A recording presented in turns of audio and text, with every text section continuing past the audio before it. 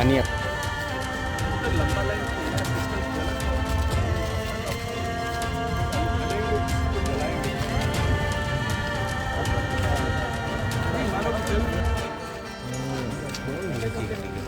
भाई बता लो को एक फुट का जगह रख लो अपने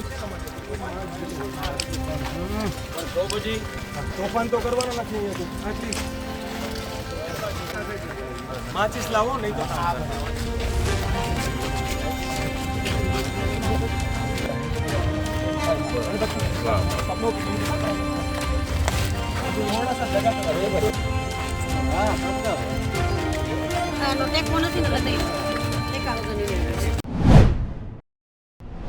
કાલે તમે જોયું એ પ્રમાણે અગ્નિકાંડના ભોગ બનનારા પીડિતોએ બહુ જ હૈયા વરાળ ઠાલવી સરકાર સામે પોતાનો રોષ ઠાલવ્યો. તિરંગા યાત્રા કરવાથી ન્યાય નહીં મળે એવું એમણે કહ્યું. એમણે સ્પષ્ટ કહ્યું કે અમારી જે બેસિક માગણીઓ છે 12 જેટલી ડિમાન્ડ હોમ મિનિસ્ટર હંસ સંઘવી અને મુખ્યમંત્રી ભૂપેન્દ્ર પટેલ સમક્ષ રજૂ કરેલી છતાં 12માંથી એક પણ માગણીનો સ્વીકાર કરવા રાજ્યની સરકાર તૈયાર નથી. આ એકદમ જડતાવાળું જક્કી વલણ છે. જે ભોગ બનનાર હોય, જેણે પોતાના સંતાનોને સ્વજનો ગુમાવ્યા હોય, એના માટે કરુણાસભર વર્તન હોવું જોઈએ, સહાનુભૂતિ અને લાગણી હોવી જોઈએ. એ 1 કરોડનું વળતર માંગતા તો સરકારે સામે ચાલીને 1.5 કરોડનું વળતર આપવું જોઈએ. તાબડતોબ ફાસ્ટ ટ્રેક કોર્ટની જાહેરાત કરવી જોઈએ. નોન કરપ્ટ અધિકારીઓની એસઆઈટી અથવા સીબીઆઈને તપાસ સોંપવી જોઈએ. આ તો કોઈ પણ પીડિત પરિવારની માંગણી હોય, આનો પણ સ્વીકાર નહીં કરવો એ રાજ્ય સરકારનો ઘમંડ અને અહંકાર બતાવે છે. કે ભલે પીડિતો રડ્યા કરે, કગર્યા કરે, રેલીઓ કરે, રાજકોટ બંધ કરે, આંદોલન કરે, અમને કંઈ ફરક નથી પડતો. આવો કમલમ અને ગાંધીનગરમાં બેઠેલી ભાજપની સરકારનો એટીટ્યૂડ છે. રાજકોટ, સૌરાષ્ટ્ર અને ગુજરાત આ એટીટ્યૂડને જોઈ રહ્યું છે. આ યોગ્ય નથી. જે ન્યાયયાત્રામાં નથી જોડાય એમના માટે પણ અમારી સ્વાભાવિક રીતે લાગણી અને સહાનુભૂતિ છે. એમને પણ આહવાન કરીએ છીએ, આવો તમે જોડાઓ. આ તમારું કોર્સ છે, તમારું કામ છે, તમારું લડત છે. પણ જે પીડિતો જોડાયા છે, જે પીડિતો નથી જોડાયા કે ગુજરાતના કોઈ ખૂણે બેઠા છે, બધા જ માટે અમે વિધાનસભામાં પણ બોલીશું, મીડિયામાં પણ એમનો અવાજ બુલંદ કરીશું અને સડક પર ઉતરીને એમના માટે લડીશું અને આંદોલન પણ કરીશું. ન્યાય કા હક મિલને તક ગુજરાત ન્યાય યાત્રા ચાલતી રહેશે. રાજકોટ આજે શ્રદ્ધાંજલિનો કાર્યક્રમ આપ્યા બાદ અમે ચોટીલા તરફ રવાના થઈશું. ત્યાંથી સુરેન્દ્રનગર, વિરમગામ, સાણંદ, અમદાવાદ થઈને વિધાનસભાનું સત્ર ચાલુ હોય એ દરમિયાન અમે ગાંધીનગર પહોંચવાના છીએ. અને એઆઈસીસીની ટોપની લીડરશિપ રાહુલજી વગેરેને અમે ઇન્વાઇટ કર્યા છે કે એકાદ દિવસનો તમે સમય કાઢવો અને પીડિતોની પડખે આપણે બધા જ સાથે મળીને ઊભા રહીએ. અને ગુજરાત ન્યાય યાત્રામાં જ્યાંથી પણ અમે નીકળ્યા છીએ, લોકોનો ખૂબ સારો પ્રતિસાદ છે. લોકો બધાનું એક સુર એટલું જ કહેવું છે કે ન્યાય તો મળવો જ જોઈએ. ખાલી નાની માછલીઓની, મોટા મગરમચ્છ અને ભાજપના નેતાઓ જે ઇન્વોલ્વ છે એની પણ ધરપકડ થવી જ જોઈએ.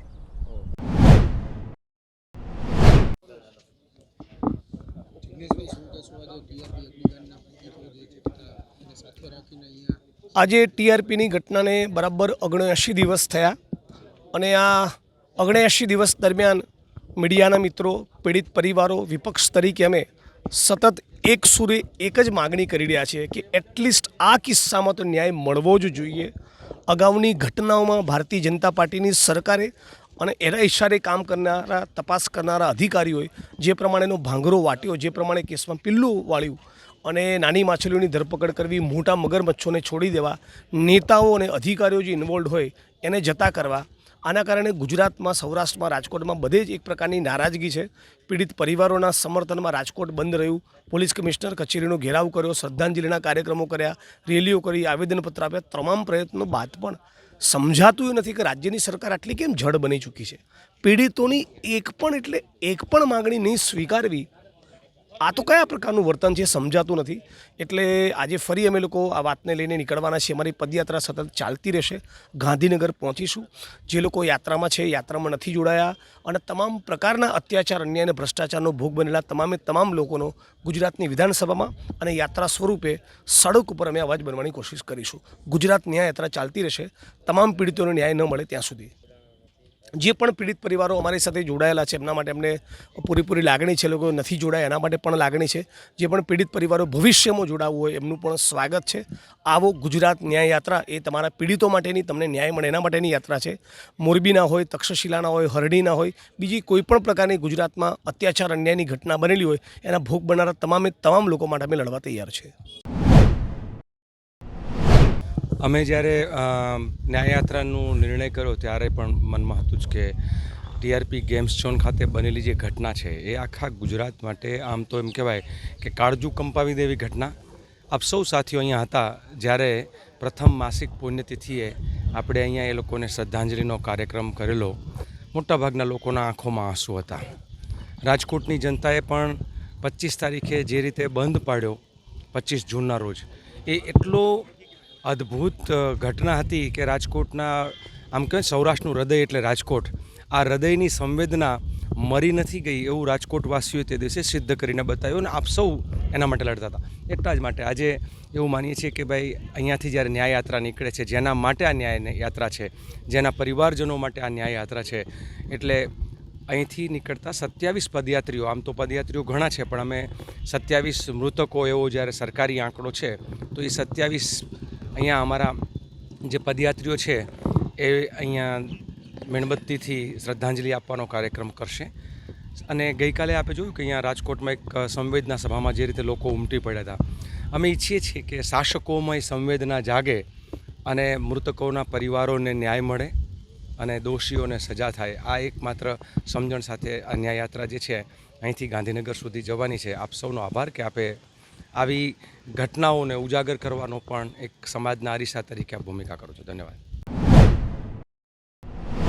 મોટા મીડિયાના માલિકો પણ તકલીફમાં હોય છે ત્યારે એક બહેન આવીને એને માઇક ઉપર બોલવું હોય એને તો કેટલી તકલીફ હશે. એટલે આપણે સાહસ ભ્રષ્ટાચારના ત્રાસના શબ્દો બોલતા પણ આમ તેમ થાય એટલે ન્યૂઝ લાઈન એને ન કરતા બીજું ઢૂંઢવું જેવું છે. આ લાલજીભાઈ જેવા મિત્રો વરસતા વરસાદમાં ચાલે છે હું ઇન્ટરવ્યુ ચલાવું. સેવાદળના મિત્રો, બહારથી આવેલા લોકો જનતાની વચ્ચે ચાલે છે અને આપણા ગુજરાતનું ગૌરવ વધારે છે એના ઇન્ટરવ્યુ કરે. बहुत आसान है नशा खिलाकर किसी को गिराना, अरे बहुत आसान है नशा खिलाकर किसी को गिराना, अरे मजा तो तब है जब गिर के गिरे तो सफाना. નેગેટિવ કંઈક નાનું પકડીને ચલાવવું તો બહુ સહેલું છે. સકારાત્મકને સન્માન કરીએ એ જ શબ્દો સાથે આપ સૌનો આભાર. મીડિયાના સાથીઓ પણ ખૂબ સારું કવરેજ યાત્રાનું આપે છે, એમનો પણ આભાર. આપ સૌના માટે શુભેચ્છા પાઠવીને વિરમું છું. જય હિન્દ. કોંગ્રેસ દ્વારા કાઢવામાં આવેલી યાત્રા એ ન્યાય યાત્રા નથી, એ કોંગ્રેસની રાજકીય યાત્રા છે. આપે પણ આજે સવારના જોયું કે રાજકોટના અગ્નિકાંડની ઘટના બની ત્યાં શ્રદ્ધાંજલિ સભા રાખી હતી. રાજકોટના 5 લોકો પણ હાજર નહોતા. બહારથી ભાડુઆત લોકો લઈ આવીને એ રાજકોટની અને ગુજરાતની શાંતિ ડોળવાના પ્રયત્નો કોંગ્રેસ કરી રહી છે. કોઈ પણ ઘટના બને, દુર્ઘટના બને, એના હતભાગીઓના ખભે બંદૂક રાખીને કોંગ્રેસ એના રાજકીય એજન્ડા સેટ કરવા માટેના મથામણ કરે છે. મારે આજે દુઃખ સાથે કહેવું પડે કે ગુજરાતની કોઈ ઘટના હોય એને આદરણીય રાહુલ ગાંધીને કોંગ્રેસના શીર્ષસ્થ નેતૃત્વ કેવી રીતે ગુજરાતની શાંતિ ડહોળાય, કેવી રીતે ગુજરાતના વિકાસને રૂંધી શકાય, એ પ્રકારના અવારનવાર પ્રયત્નો થઈ રહ્યા છે.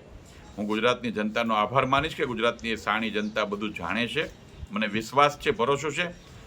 અને હું આપના માધ્યમથી કોંગ્રેસના મિત્રોને પણ વિનંતી કરું છું કે રાજકારણની રીતે રાજકારણ કરવું જોઈએ. આ પ્રકારે કોઈ ઘટનાઓ સાથે બનેલી દુર્ઘટનાઓને એમના હતભાગીના ખંભે બંદૂક રાખીને રાજકારણ કરનારના કોંગ્રેસને ક્યારેય જનતા માફ નહીં કરે.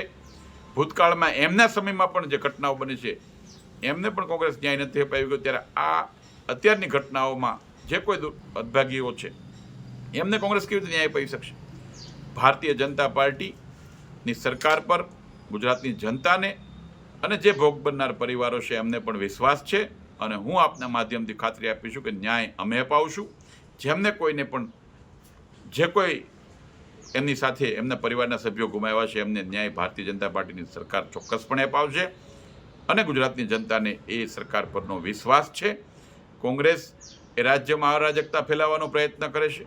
કોંગ્રેસ એ ગુજરાતના વિકાસને રોકવાનો પ્રયત્ન કરે છે, રૂંધવાનો પ્રયત્ન કરે છે અને ગુજરાતને બદનામ કરવા માટેનો પ્રયત્ન કરે છે. ગુજરાતની જનતા અને રાજકોટની જનતા ક્યારેય એને માફ નહીં કરે અને સહન નહીં કરે. કેટલી હીન માનસિકતા, અધમ કક્ષાની વાત. મને લાગે છે કે કોંગ્રેસના લોકો કઈ કક્ષાએ ઉતરી ગયા છે. અરે પીડિત પરિવારોની દુઃખ અને વેદનામાં ભાગ લેવાની વાત છે. અને તમે આવી વાત કરો છો. મને લાગે છે કે આ તો પીડિત પરિવારો ઉપર કોંગ્રેસે એક પ્રકારનું આમ કહી શકીએ કે લાંછન લગાડવાની વાત કરી છે. અરે ભાઈ, તમે પીડિત પરિવારો માટે વાત કરો છો તો આવી વાત કરવી વ્યાજબી છે?